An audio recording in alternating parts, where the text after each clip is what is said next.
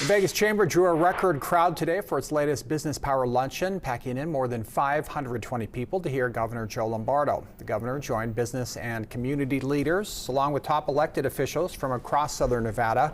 That included Secretary of State Cisco Aguilar, local mayors and lawmakers.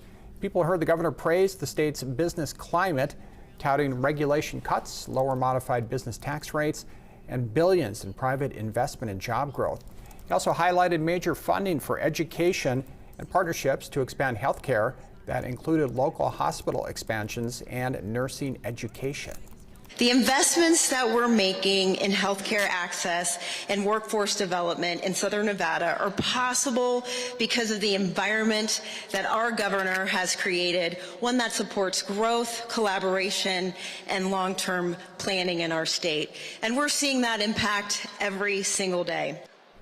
On public safety, Governor Lombardo, the former Clark County Sheriff, pointed to new crime legislation and said violent and property crime rates are now trending down statewide.